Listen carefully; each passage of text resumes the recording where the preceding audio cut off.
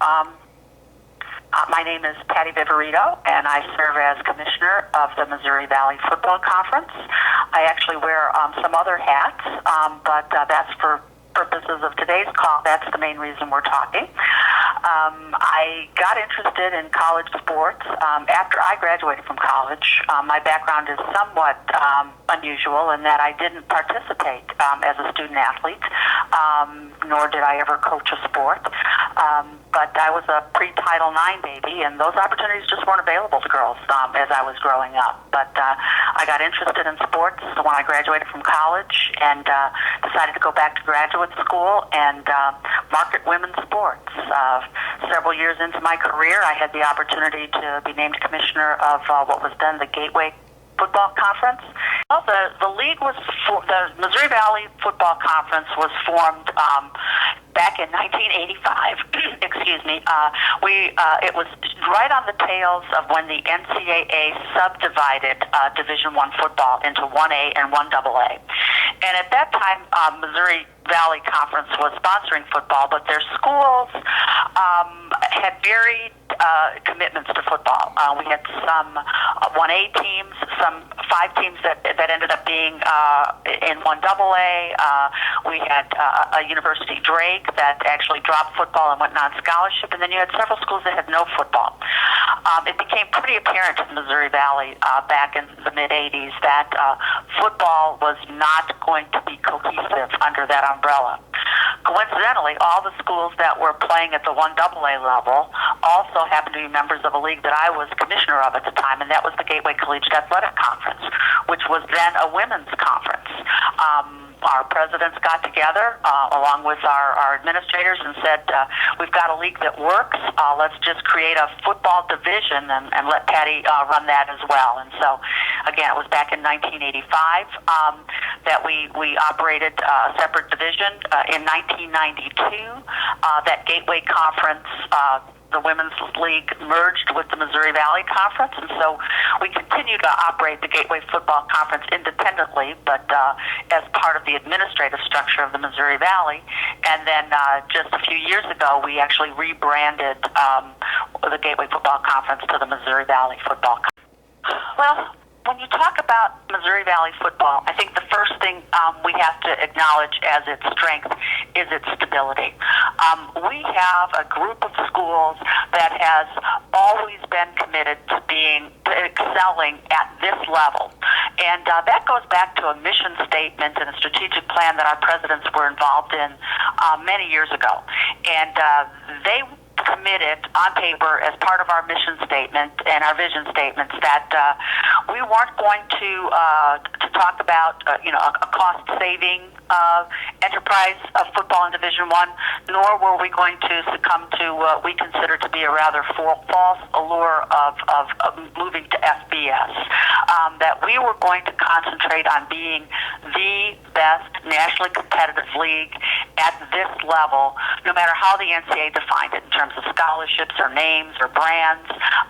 We've always felt that this was our niche. This makes sense for our schools. It's regional football in nature, not necessarily national.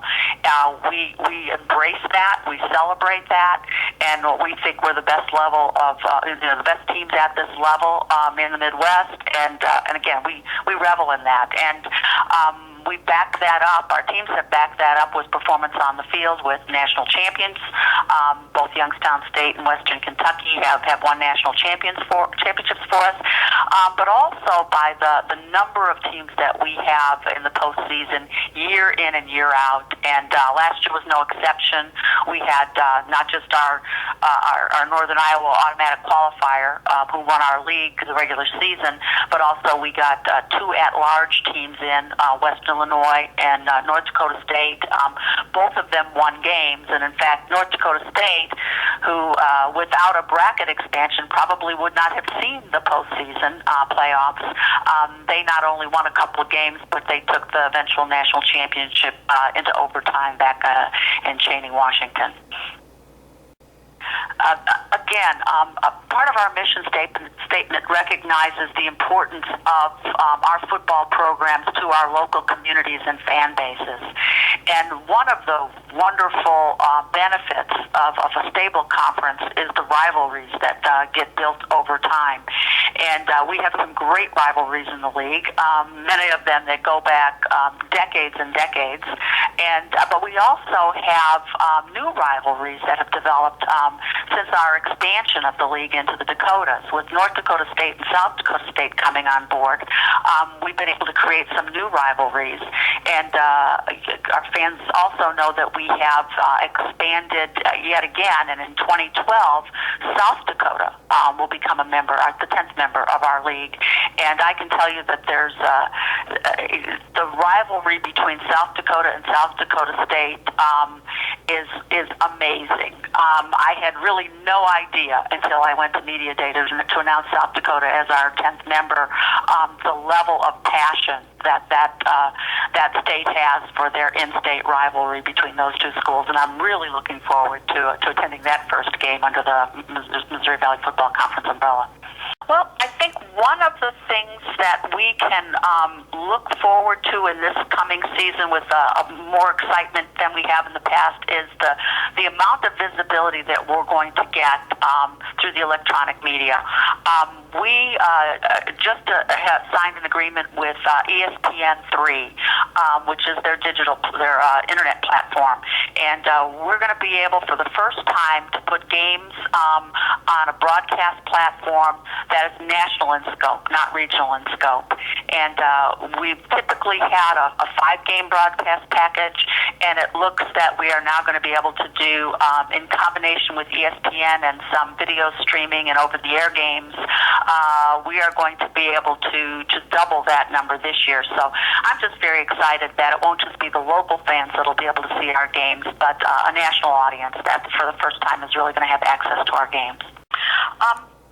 One piece of advice that I give to young folks whenever I do any kind of mentoring sessions, and this may seem small and maybe even short-sighted, but I tell them to be able to be willing to move wherever the opportunity is.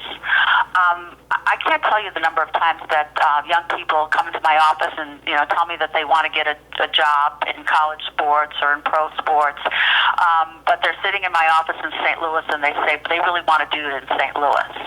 Well, I can tell you that you have to be willing to go where the opportunities are in sports, and then one opportunity will lead to another, almost inevitably. You go in, you do a good job, but oftentimes young people are enamored with the brands. They want to work for an NFL team, or they want to work for a Big Ten school. But my experience has been that if you get in the ground floor of a smaller operation, you have the opportunity to do a wide variety of things. You're not going to get stuck in the mailroom. You're not going to get pigeonholed into just doing one part of a job, whether it be operations or compliance. If you get on with a small operation, you'll be able to do lots of things and get lots of experience that you can parlay into future opportunities. So I would say relocate and take whatever opportunity that gives you the most exposure to the industry. We've talked a lot about schools and fans and television. We haven't talked about the two groups of people that really make all this go, and that's our coaches, but first and foremost, our student athletes. And we are so proud of the student athletes that we have on our campus. We believe very strongly that the model, the brand of football that we play at the FCS level really embodies both the student and the athlete part of the student-athlete experience. And we wish them all well this season. We know they'll do us proud.